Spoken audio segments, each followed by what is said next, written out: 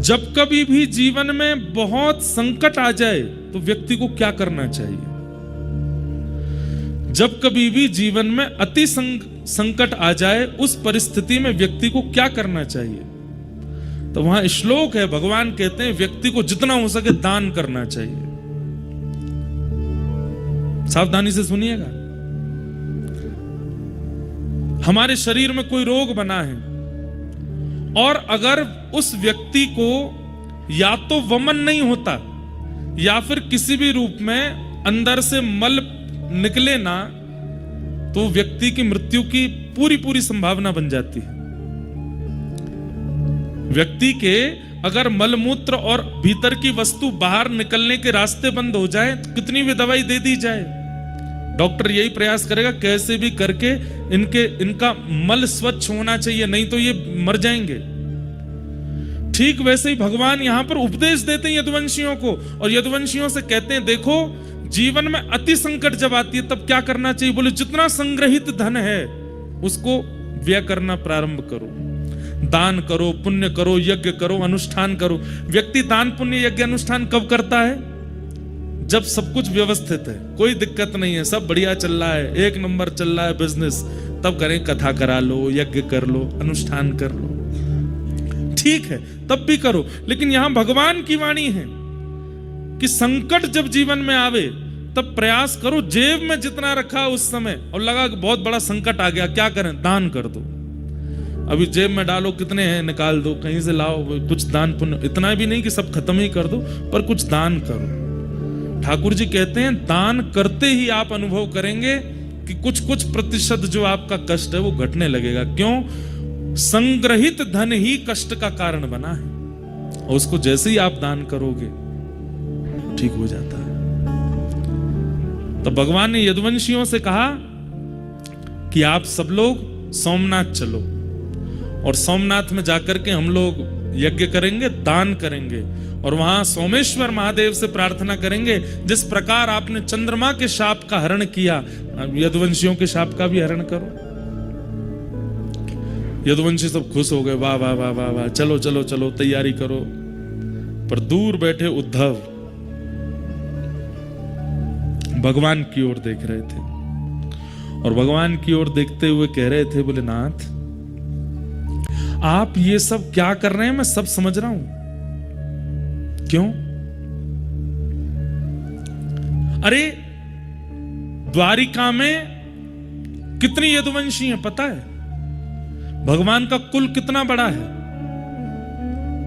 कहते हैं कि द्वारिका जब विराजमान थी उस समय द्वारिका के बच्चों को पढ़ाने के लिए,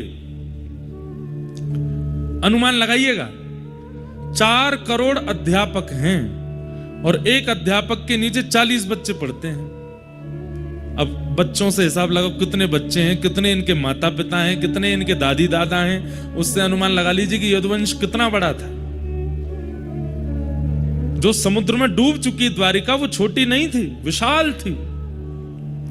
इतने बृहद यदुवंश था कि ठाकुर जी को एक दिन चिंता हो गई, और ठाकुर जी एक दिन रुक्मणी जी से बोले मथुरा अच्छा था, व्रज अच्छा था। बोले क्यों? यहां कभी कोई उत्सव ही नहीं होता, कभी कोई मनोरथ ही नहीं होते, कभी कुछ होता ही नहीं है बढ़िया, द्वारिका जब से बनी है।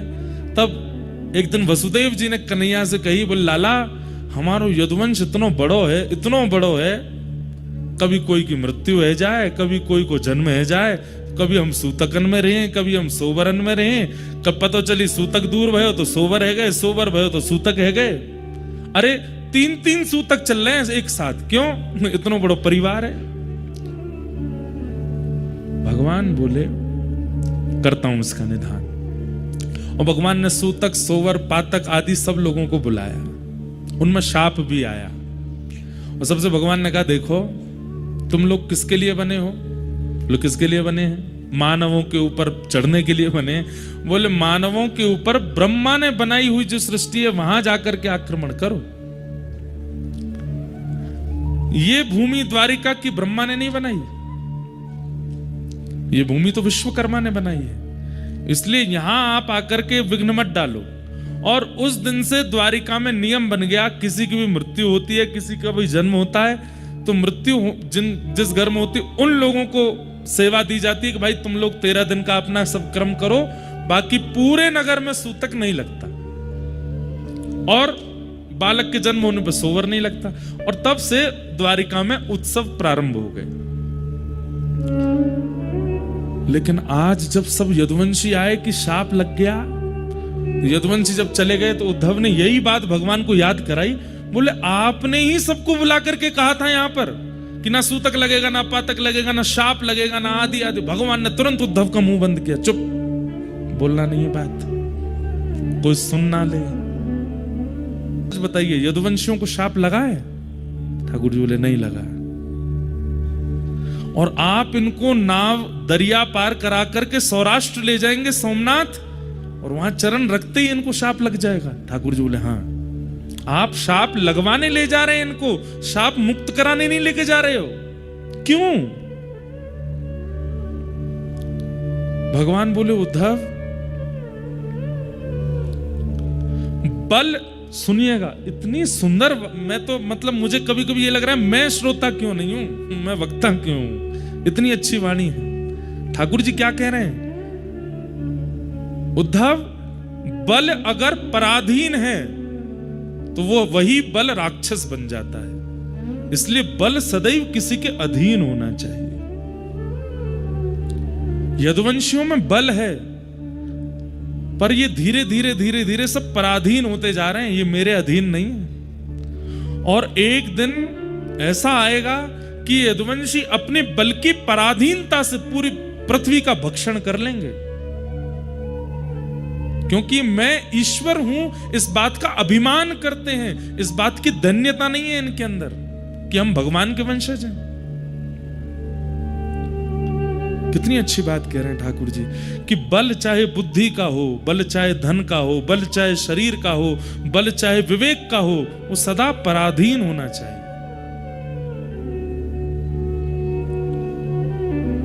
दूसरे के अधीन होना चाहिए। अगर आपका बल और उस बल के ऊपर कोई दंड देने वाला नहीं है तो आप अपने बल से राक्षस बन जाओगे। रावण राक्षस कैसे बन गया? बल को नियंत्रित करने वाला ऊपर कोई है नहीं। हिरण्यकश्यप राक्षस कैसे बन गया? कंस राक्षस कैसे बन गया? क्योंकि उस बल को अंकुश लगाने वाला कोई नहीं है ऊपर। और मानव भी, हम आप सब भी राक्षस क्यों बन जाते हैं? जब हम अपने बल का, हमको कोई अंकुश नहीं होता, उस बल के ऊपर कोई पराधीनता नहीं होती।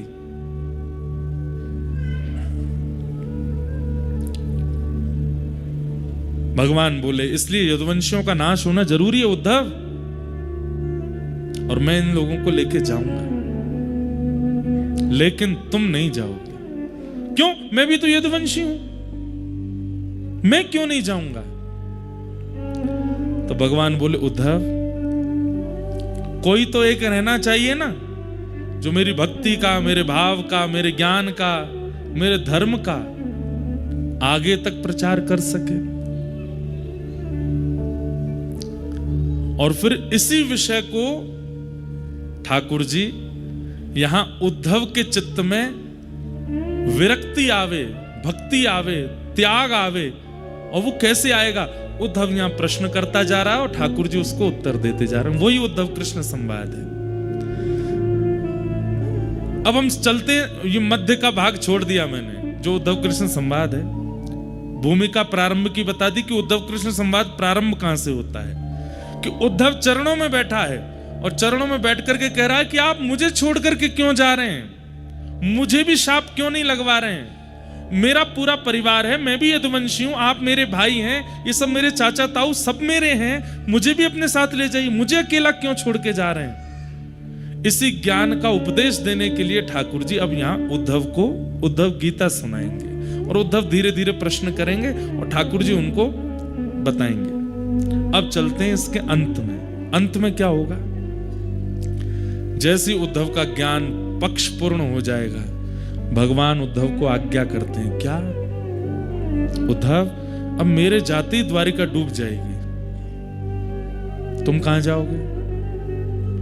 उद्धव जी के मन में आया कि मुझे एक ही जगह भेज सकते हैं, ये कहां? वृंदावन। क्योंकि मैं शाम तक की कह के गया था इनसे कि मैं शाम को आ जाऊंगा, और 6 महीने तक उद्धव नहीं आए थे लौट करके। और उद्धव जी ने वहां पर झोली फैला करके मांगा भी था, आशा महो चरण रेणुज श्याम हम श्याम, वृंदावने किमपि गुलमलतोषधीनाम।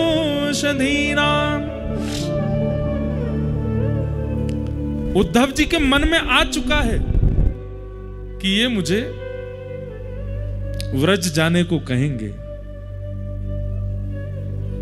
और उद्धव जी थोड़ी तैयार भी उसी तरीके से होने लगे थे। भगवान बोले, उद्धव बोले कि ठाकुर जी द्वारिका डूब जाएगी आपकी जाति। बोले जी तो मुझे कहां जाना है? भगवान बोले बता रहा हूं। बोले मुझे पता है कहां जाना है। बोले कहां जाओगे? बोले व्रज। भगवान बोले इतने योग्य नहीं हुए उद्धव तुम, व्रज की प्राप्ति के लिए तप करना पड़ेगा। और वो तप कहां होगा? बोले बद्रिकाश्रम। श्रीमद् भागवत के उत्तर महात्म्य में स्पष्ट लिखा है। बोले क्या? व्रज की प्राप्ति, वृंदावन की प्राप्ति, चाहे वृक्ष के रूप में हो, चाहे मानव के रूप में हो, चाहे कोई कीड़ा के रूप में हो, चाहे किसी भी रूप में हो, व्रज में जन्म तब तक नहीं मिलेगा जब तक बद्रीनाथ में तप नहीं किया गया होगा। बद्रीनाथ की तपस्या ही वृंदावन में जन्म देती है। पहला प्रश्न मेरे चित्त में जो आया था कि उद्धव को व्रज क्यों नहीं भेजा भगवान ने, बद्रीनाथ जाने को क्यों कहा? क्योंकि उत्तर महात्म्य में लिखा है क्या? साधन भूमि बदरी। बद्री क्या है? बोले साधन भूमि है, और फल भूमि व्रज भूमि। बद्रीनाथ साधन भूमि है, यहां किया गया तप, यहां किया गया जप, यहां किया गया अनुष्ठान, यहां किया गया किसी भी प्रकार से भगवत सम्मिलन का अनुष्ठान, उसका फल क्या मिलेगा? बोले वृंदावन मिलेगा। कुछ दिन का प्रवास किया है, कुछ दिन नाम जप किया है, कुछ दिन रह करके कुछ किया है, 1-2 दिन रुके हैं, तो उसके फल के रूप में हो सकता है कि अगली बार जन्म कहीं भी हो, पर बीच बीच में ब्रज आना जाना लगा रहेगा। बीच बीच में ब्रज की प्राप्ति, यह भी पूर्व जन्म के बद्रीनाथ के तपस्या का फल है। बद्रीनाथ में रह करके कोई अनुष्ठान किया है, 7 दिन का, 13 दिन का, 15 दिन का, 20 दिन का, 1 महीने का, तो उसका फल क्या मिलेगा? जन्म कहीं भी होगा, आधे से ज्यादा समय कहीं और व्यतीत करने के बाद फिर एक ब्रजवास की इच्छा आ जाएगी, और एक आयु आने पर आप ब्रज आ जाओगे। पर सब त्याग करके अपनी अंतिम श्वास तक किसी ने बद्रीनाथ में रह करके तप किया होगा। यहां अंतिम श्वास लेने का मतलब है जन्म वृंदावन में ही होगा। यहां जो भी प्राण त्यागेगा, निश्चित है कि उसका जन्म कहीं ना कहीं व्रजमंडल में ही होगा। उद्धव ने झोली फैला करके मांगा है कि मुझे व्रज की प्राप्ति हो। तब भगवान आज जाते जाते कहते हैं उद्धव तुम बद्रीनाथ जाओ। उद्धव घबरा गए, बोले आपने व्रज जाने को नहीं कहा, जबकि आप जानते हैं कि ब्रजवासियों से, किशोरी जी से और व्रज से मेरा इतना प्रेम है, फिर भी आपने मुझे व्रज में निवास करने की आज्ञा नहीं दी, आप कह रहे हो बद्रीनाथ जाओ।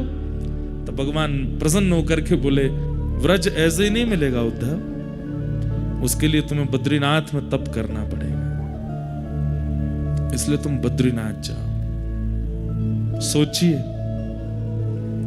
ये बात बोलने में आपको कैसा सुनने में लगा मुझे तो नहीं पता, पर कहते कहते मेरे तो रोंगटे खड़े हुए कि मेरा जन्म व्रज का है, और ये मेरे कौन से जन्म के तप का फल है, इसलिए बद्रिकाश्रम इतना प्रिय लगता होगा। और एक और बात, जरूरी नहीं है व्रज में जन्म लेने वाला हर व्यक्ति बद्रीनाथ में तप करके गया होगा, क्योंकि व्रज में जन्म लेकर के व्रज को ही नहीं जानता ऐसा व्यक्ति का व्रज में जन्म लेने का कोई अभिप्राय नहीं। पर व्रज में जन्म लेकर के व्रज की महिमा जाने, रज की महिमा जाने, किशोरी जी की महिमा जाने, ठाकुर जी की महिमा जाने, यमुना जी की महिमा जाने, समझो वो पूर्व से बद्रीनाथ में तप करके आया है, तभी उसको व्रज मिला है। तो यहां एक रात्रि भी आप रुकते हैं, अगले जन्म में कम से कम वो 10 रात्रियों के रूप में व्रज की प्राप्ति होगी। यहां जितना लंबा समय, एक हमारे पंडित जी हैं, वो तो 6 महीना धरती पर रहते हैं, मतलब नीचे रहते हैं, और 6 महीने यहां रहते हैं, ऐसा तप करते हैं, और उनको साक्षात शंख चक्र गदा पद्मधारी नारायण के दर्शन हुए इसी बद्रीनाथ में। तो जो पहला प्रश्न मेरे मन में था कि उद्धव को वृंदावन क्यों नहीं भेजा, उसका समाधान आज मिला। क्यों? क्योंकि सीधे वृंदावन ठाकुर जी कह रहे हैं ऐसे नहीं मिलेगा, वाकई नहीं तो व्रज में बद्रीनाथ में तप करना पड़ेगा। नारायण क्यों बैठे हैं यहां तप में, उसके पीछे भी 2 कारण हैं, बहुत सावधानी से सुनिएगा। जगत नियंता जगदाधार परमात्मा को क्या आवश्यकता है तप में बैठने की, वो तप में क्यों बैठे हैं? तपस्या वो करता है जिसको कुछ चाहिए हो, या तपस्या वो करता है जो भगवत दर्शन करना चाहता हो। स्वयं भगवान है, स्वयं सर्व समर्थ हैं, जिनकी भ्रगुटी टेढ़ी होने पर पर्वत बन जाते हैं, जिनके मुस्कुरा जाने पर समुद्र में लहरें आ जाती हैं, जिनके क्रोध हो जाने पर भूमि बीच से फट जाती है और नूतन प्रलय हो जाता है, उन परमात्मा को तप में बैठने की क्या आवश्यकता है? 2 कारण। पहला कारण,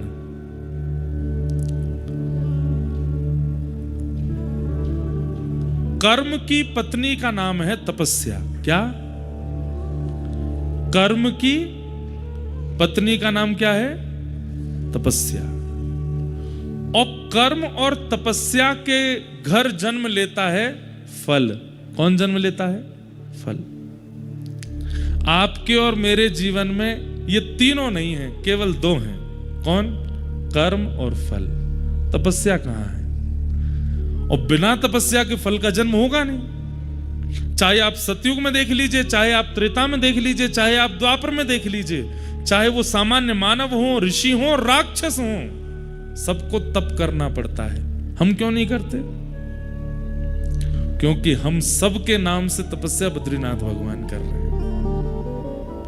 हमें केवल कर्म कर, कर्मण्येवाधिकारस्ते मा फलेषु कदाचन, भगवान गीता में कहते हैं तुम केवल कर्म करो, फल देने की क्षमता मेरी है, फल मैं दूंगा। क्यों?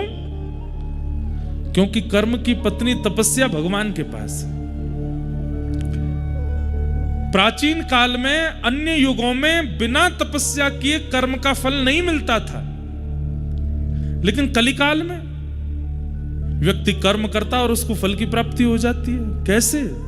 क्योंकि बद्री विशाल भगवान यहां तप कर रहे हैं प्रत्येक मानव के लिए, चाहे वो भारत का है, चाहे वो विदेश का है, पृथ्वी पर जन्मा है तो जन्म लेते ही उसके नाम का संकल्प लेकर के बद्री विशाल भगवान बैठते हैं। तू बस कर्म किए जा, फल की चिंता मत कर, फल मैं दूंगा। क्यों? तपस्या से फल का जन्म होता है और वो तुम्हें भेजता रहूंगा। इसलिए मैं प्रार्थना करके कहता हूं, हर जीवात्मा को प्रयास करे कि वो हर साल बद्रीनाथ जरूर आवे और बद्री विशाल भगवान से प्रार्थना करके कहे, नाथ कर्म मैं करता हूं, तपस्या आप करते हैं, फल मुझे मिलता है। आज तक मुझे जो भी मिला और भविष्य में जो भी मिलेगा सब आपकी कृपा है, सब देने के लिए मुझे धन्यवाद। तो धन्यवाद ज्ञापन करने के लिए एक बार जरूर बद्रीनाथ आना चाहिए। तो पहला कारण, भगवान बद्री विशाल यहां तप क्यों कर रहे हैं? ताकि हमें फल मिल सके। इसलिए जब बद्री विशाल भगवान का दर्शन करो तो 2 विधियां हैं। पहली विधि, अपना गोत्र बोल करके प्रणाम कीजिए। आपका नाम गोत्र क्या है? इंद्रेश उपाध्याय, भारद्वाज गोत्र उत्पन्नो हम कह करके प्रणाम करो। और यदि आपकी दीक्षा किसी परंपरा में हो चुकी है तो अपने अष्टाचार्यों का, अष्टाचार्य नहीं तो 4 आचार्यों का, 4 नहीं तो कम से कम अपने पूर्व के 2 आचार्यों का। और यदि आचार्यों के नाम ही याद नहीं है तो लक्ष्मीनाथ समारंभाम नाथयामुन मध्यमाम अस्मदाचार्य पर्यंताम वंदे गुरु परंपराम। अपने गुरु का नाम लेकर के प्रणाम करो। तो क्या होता है? ठाकुर जी तप में बैठे हैं, जैसे ही आप जाकर के कहते हैं कि इंद्रेश उपाध्याय भारद्वाज गोत्र उत्पन्न करता हूं, आपको प्रणाम करता हूं, श्री कृष्णचंद्र गुरुदेव की ओर से आपको प्रणाम करता हूँ। श्री गरुड़ ध्वजाचार्य गुरुदेव की ओर से आपको प्रणाम करता हूँ। श्री रामानुजाचार्य गुरुदेव की ओर से आपको प्रणाम करता हूँ। श्री नाथ मुनि स्वामी जी की ओर से आपको प्रणाम करता हूँ। यामुनाचार्य जी की ओर से आपको प्रणाम करता हूँ। सटकोप स्वामी जी की ओर से आपको प्रणाम करता हूँ। तो तप में बैठे हुए भगवान जैसे ही आचार्यों का नाम और आपका नाम गोत्र जैसे ही सुनते हैं, तो एक क्षण के लिए बद्री विशाल भगवान के नेत्र खुल जाते हैं। क्यों? क्योंकि आपका गोत्र वो जानते हैं। क्यों? आपके लिए तप कर रहे हैं। जैसे ही आप अपना नाम गोत्र बोलते हैं, वे तुरंत नेत्र खोलते हैं, फिर बंद कर, मतलब एक क्षण के लिए कृपा दृष्टि कर देते हैं। तो बद्री विशाल भगवान तप में क्यों बैठे हैं? ताकि हमको हमारे कर्म का फल मिल सके। दूसरा, व्रज में ठाकुर जी का प्रादुर्भाव होता है और उस व्रज की पुनः प्राप्ति ठाकुर जी भी करना चाहते हैं। वैसे तो निरंतर ठाकुर जी वृंदावन में ही रहते हैं, कभी जाते नहीं, लेकिन पुनः जब द्वापर युग आएगा, फिर से चतुर्युगी जब चलेगी, एक मनवंतर पूरा होगा, उसके बाद फिर से नंद यशोदा आएंगे और फिर से ठाकुर जी व्रज में आ सकें, उसके लिए बद्रीनाथ में तप कर रहे हैं कि मुझे वृंदावन प्राप्त हो, मुझे ब्रजवासी प्राप्त हो, श्री जी प्राप्त हो, यमुना जी का तट प्राप्त हो। सोचिए, यहां पर ठाकुर जी भी तप इसलिए करते हैं कि उनको वृंदावन मिले। इसलिए श्री बद्री विशाल भगवान यहां तप में बैठे हैं। हरि हम कब होंगे ब्रजवासी, गाइए। हरि हम कब होंगे ब्रजवासी, हरि हम कब होंगे, हरि हम कब होंगे ब्रजवासी, हरि हम ठाकुर नंद किशोर हमारे,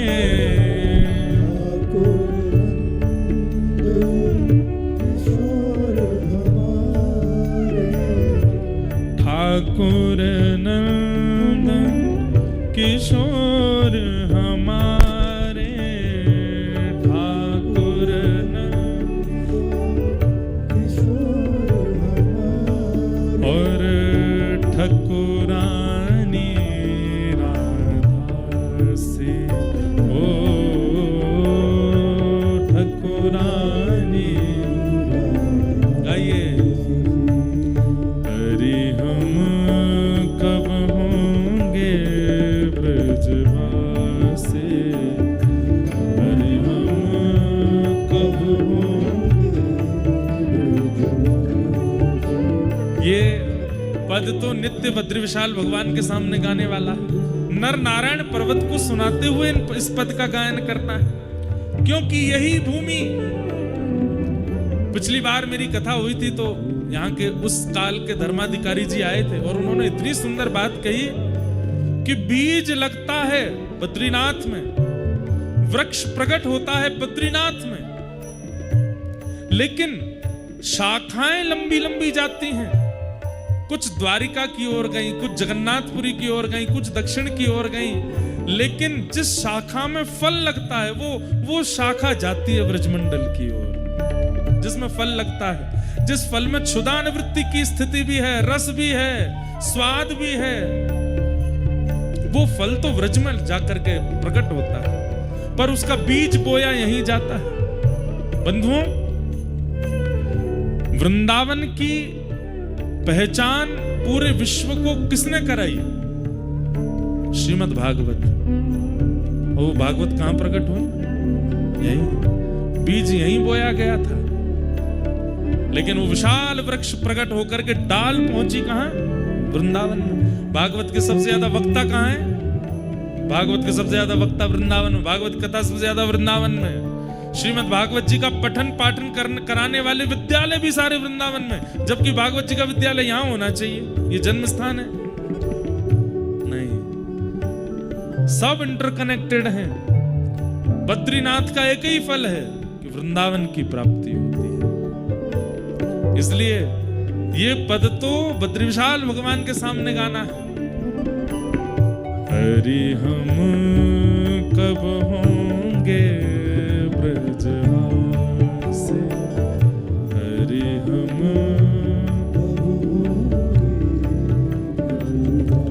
कब मिले हैं वह सखी सहेली, कब मिले हैं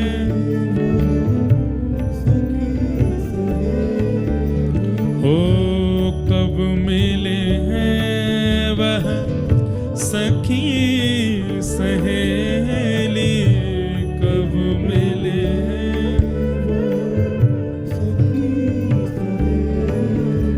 ओ हरिवंशी हरिदास, हरि हम कब होंगे ब्रजवासी,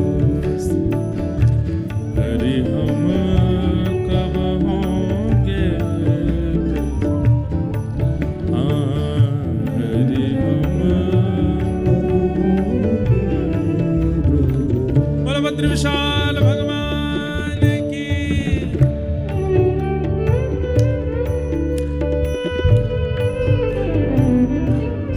ताली बजाओ, गर्मी लगेगी थोड़ी।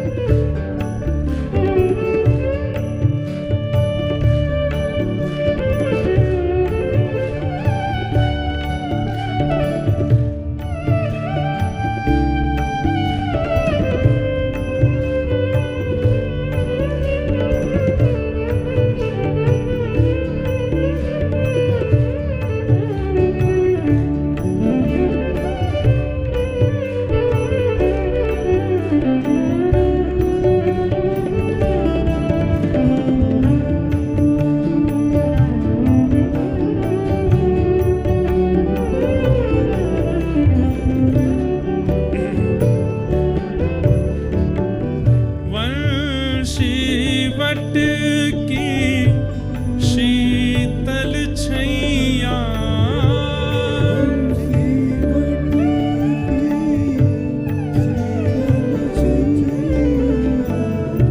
वंशी वट की शीतल छैया,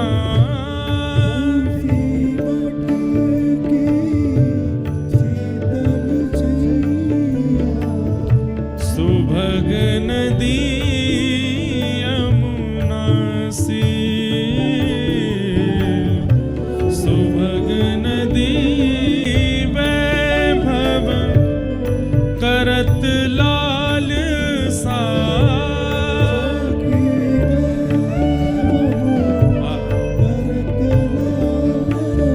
वृंदावन क्या है?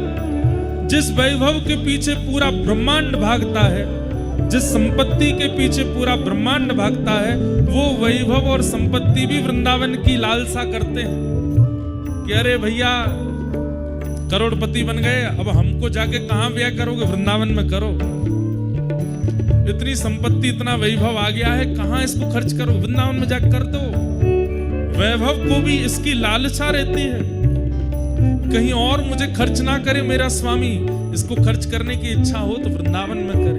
जाकी वैभव करत लाल सा,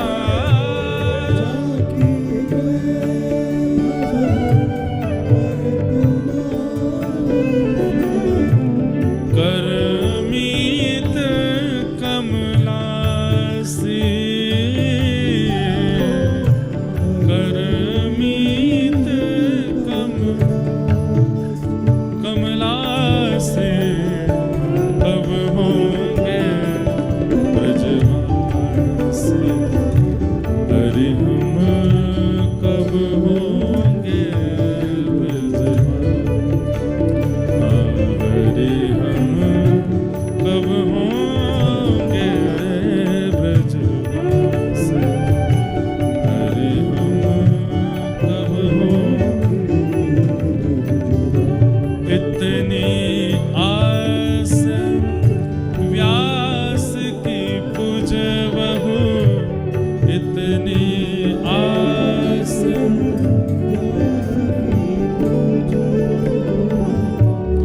इतनी आस व्यास की पूज बहु, इतनी आस श्री वृंदा विपिन विलासे, श्री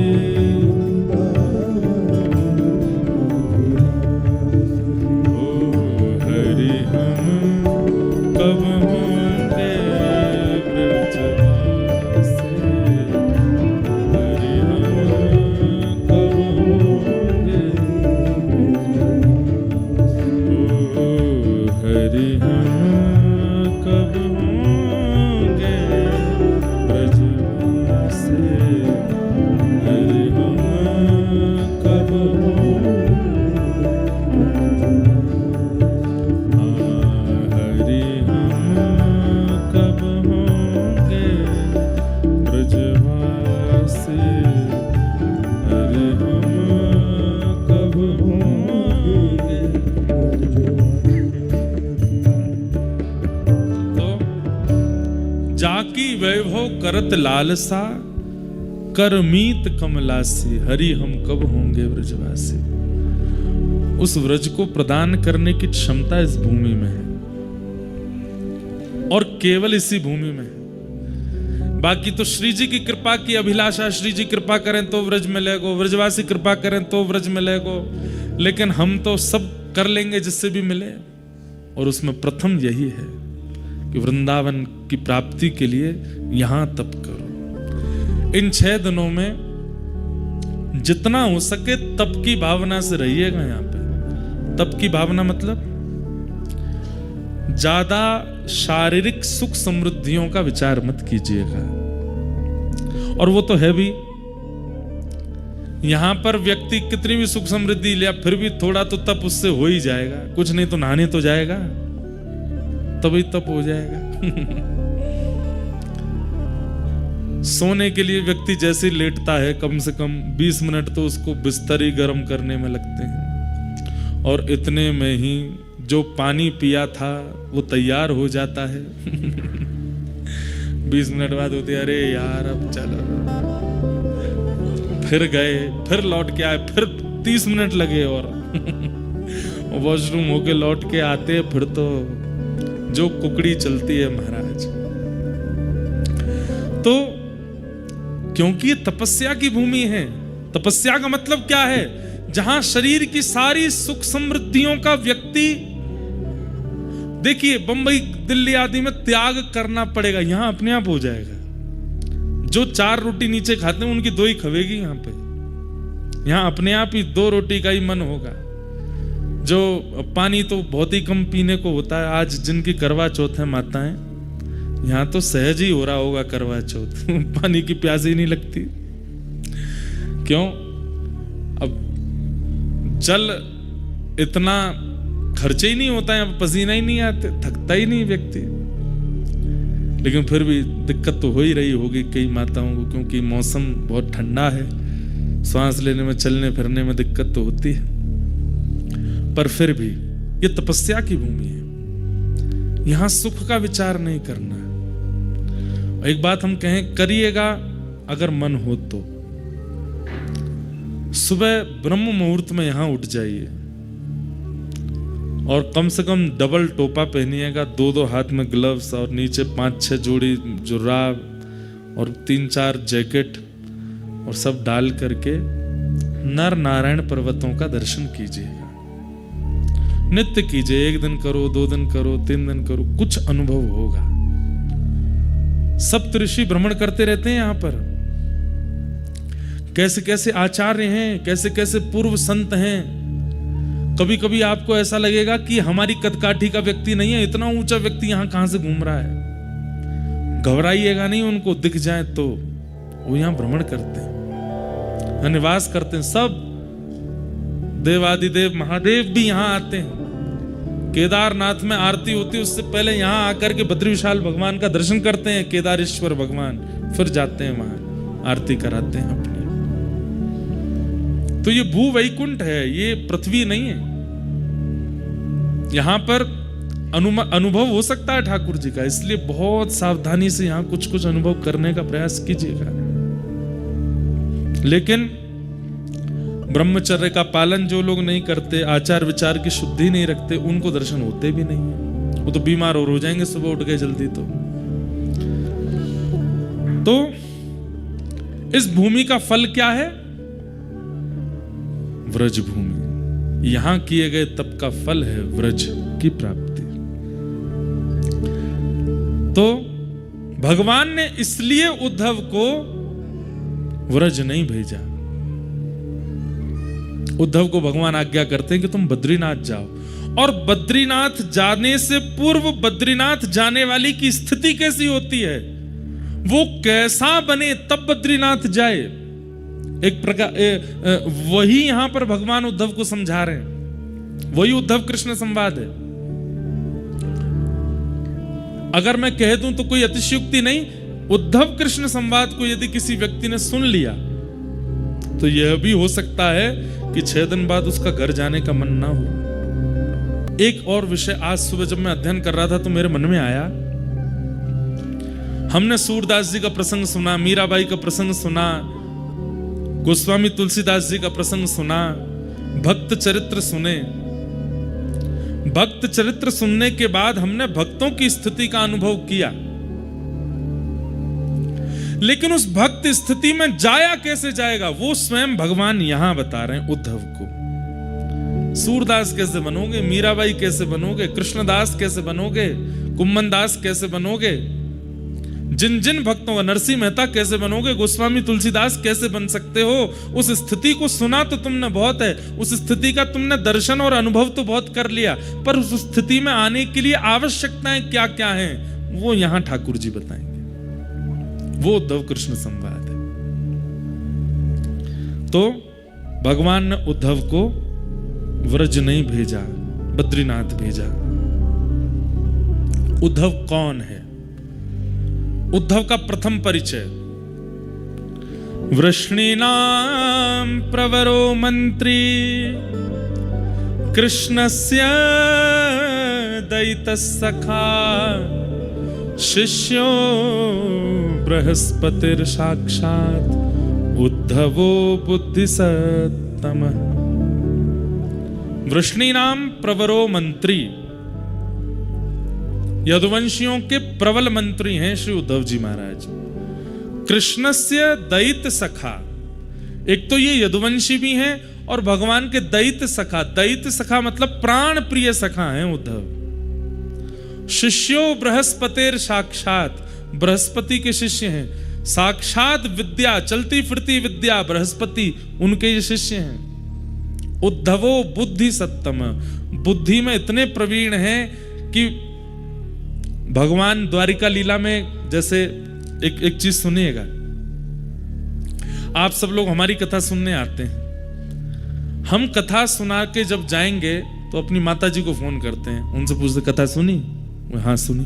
कैसी रही आज की कथा? ठीक रहा? कुछ हमने अटपटा तो नहीं बोला, कुछ गलत तो नहीं निकल गया? हम अपनी माँ से ही पूछते हैं और किसी से नहीं पूछते। ऐसे ही द्वारिकाधीश श्री कृष्ण जब अपनी स्वधर्मा सभा में बैठते हैं तो ब्रह्मा जी खड़े हैं, महादेव खड़े हैं, इंद्र खड़े हैं, बड़े बड़े राजनेता खड़े हैं, और भगवान वहां उपदेश देते हैं। और उपदेश देने के बाद जैसे ही अपने सिंहासन से उतर के पीछे जाते हैं, उद्धव को बुलाते हैं, उद्धव इधर आओ, सब ठीक था? कुछ हमने गड़बड़ी तो नहीं करी? हमारे वचनों में कोई गड़बड़ी, शब्द आदि सब ठीक थे ना? तब उद्धव ठाकुर जी को गलती बताता, आज आपने सभा में क्या गलती की, आपने कौन से शब्द का प्रयोग किया, क्या करना चाहिए था, क्या नहीं करना चाहिए था, ये सब उद्धव बताता है। तो भगवान इंप्लीमेंट करते हैं, उद्धव की बात मानते हैं। उद्धव अगर कह दे कि कल आपको ये बात नहीं बोलनी तो ठाकुर जी नहीं बोलेंगे, और उद्धव अगर कह दे कि ऐसा कहना है, ठाकुर जी का मन ना हो तो भी ठाकुर जी बोलेंगे। इतना प्रिय है उद्धव ठाकुर जी को। ऐसे श्री उद्धव। परंतु ये तो उद्धव जी के प्रभाव का वर्णन था। अब उद्धव जी के स्वभाव का वर्णन सुनो। उद्धव जी कौन है? महाभागवत। कौन है? महाभागवत। महाभागवत मतलब एक तो होते हैं भागवत और एक होते हैं महाभागवत। बहुत साधारण सी परिभाषा बताऊं, भागवत कौन? भक्तों को ही भागवत कहा जाता है। और महाभागवत महाभक्त, तो भक्त में और महाभक्त में अंतर क्या है? बोले जो भक्त ठाकुर जी का स्मरण करते हैं वो भक्त हैं, और जिनका स्मरण ठाकुर जी करते हैं वो महाभक्त है, महाभागवत। उद्धव जी कौन है? महाभागवत। उद्धव जी महाभागवत है। उद्धव को याद भगवान करते हैं। उद्धव सुबह उठते ही स्नान ध्यान जैसे ही कर लेता है, उद्धव पूजा में नहीं बैठता, द्वार खटखटा रहा है, खोलो। उद्धव कहता रुक जाओ, केश काट रहा हूं। अरे जल्दी खोलो। उद्धव केश आदि काट करके अपने वस्त्र आदि पहन के जैसे द्वार खोलता है, भगवान कहते हैं हम आ गए, चलो प्रणाम करो। उद्धव प्रणाम करता है। आपने इतना श्रम क्यों किया? अरे हमको याद आ रही थी, जब से नहा धो के उठे तब से सोच रहे थे अब जाएं उद्धव के पास, अब जाएं उद्धव के पास। नहा लिया होगा, तैयार हो लिया होगा, अब तो बैठ गया होगा आसन पर, अब जब करेगा तो मैं आ गया। चलो उद्धव, सोचिए, कोई शालिग्राम जी की पूजा करता है, कोई नारायण जी की मूर्ति की पूजा करता है, कोई कलशों का स्थापन करके पूजन करता है, कोई अक्षत में देव को विराजमान करता है, पर एकमात्र उद्धव हैं जिनके पास स्वयं ठाकुर जी जाते हैं और जाके कहते हैं चलो अब हमारा ध्यान करो। ध्यान हो गया, अब थोड़ी देर जप करो, लाओ चलो चरण धो लो हमारे। स्नान तो हमने कर लिया, पंचामृत स्नान हमारा नहीं, चरणों का कर लो। चलो अब चरणों में चंदन लगा दो। भगवान स्वयं बोलते हैं उद्धव को, उद्धव चरणों में चंदन लगा दो, लाओ माला पहना दो। माला पहना देते हैं। चलो आशीर्वाद ले लो, आशीर्वाद ले लो, आरती करो हमारी, चलो आरती कर लो, भोग लगाओ, नैवेद्य रखो। उद्धव के नैवेद्य ठाकुर जी पा लेते हैं। अब ये भोग हो गया, पालो, पा लिया, चलो हो गई पूजा संपन्न। बोले जी चलो अब चलते हैं आगे। ये नियम है, क्रम है रोज उद्धव का। रोज ठाकुर जी जाते हैं अपनी पूजा कराने उससे, इतना प्रिय है ठाकुर जी को। ऐसा कौन सा लक्षण है, ऐसा कौन सा गुण है उद्धव में जो कि वो ठाकुर जी को इतना प्रिय है? उन्हीं लक्षणों का वर्णन यहां पर उद्धव जी के पहचान में नवयोगेश्वर संवाद में राजा निमि को बताते हुए योगेश्वरों ने बताया। तो इनको लाने का प्रयास कीजिएगा। महाभागवत का प्रथम लक्षण, सर्वभूतेषु यः पश्येत् भगवद्भावमात्मनः भूतानि भगवत्यात्मन् एष भागवतोत्तम। भले ही प्रकट रूप में प्रस्तुत नहीं करता, लेकिन उसका हृदय ऐसा ही है। कैसा? सर्वभूतेषु यः पश्येत् भगवद भावमात्मना। आंखों के आगे दिखने वाली हर वस्तु में यह विश्वास करता है इसमें भगवान है। ध्यान से सुनिएगा, इधर देखिए सब लोग। आंखों के आगे दिखने वाली हर वस्तु में क्या विश्वास रखता है? इसमें भगवान है। आप लोग यहां से दर्शन करने के लिए जाइए बद्री विशाल भगवान का। हम महाभागवत क्यों नहीं है? क्योंकि हम चलते फिरते यही सोचते हुए जाएंगे बद्री विशाल भगवान तो वहां है। गंगा जी पार करके जो मंदिर है उसके अंदर जाएंगे और फिर वहां पुजारी बैठे होंगे, वही हैं। यहां से वहां तक जितना सब कुछ हमारे सामने आया, उनमें भगवत दृष्टि हमारी नहीं हो सकती। हम इस बात को मानते जरूर हैं, जानते जरूर हैं, लेकिन इस बात को विश्वास नहीं करते कि ठाकुर जी सब जगह हैं। पर महाभागवत क्या है? बोले सब में ये विश्वास कर लेता है इसमें परमात्मा है। मतलब उद्धव जी महाराज अगर कथा पंडाल से बद्रीनाथ भगवान का दर्शन करने जाएंगे तो आंखों के आगे दिखने वाले हर व्यक्ति को, हर धातु को, हर पुरुष को, हर स्थिति को, हर वस्तु को प्रणाम करते हुए चलेंगे। बोले क्यों? सब परमात्मा है, सब भगवान है। पहली बात, सर्वभूतेषु यः पश्येत् भगवद भावमात्मनः। वो सबको देखेगा और सब में भगवान का स्मरण करेगा। सब में परमात्मा है। और जब परमात्मा प्रत्यक्ष सामने होंगे और जब उनका दर्शन करेगा तो क्या भाव रखेगा? बोले सब इन्हीं में ही हैं। मतलब सब में वे हैं और वे जब सामने आ जाएं तो सब इनमें हैं। ये दो स्थिति रखता है महाभागवत। समझ में आई बात?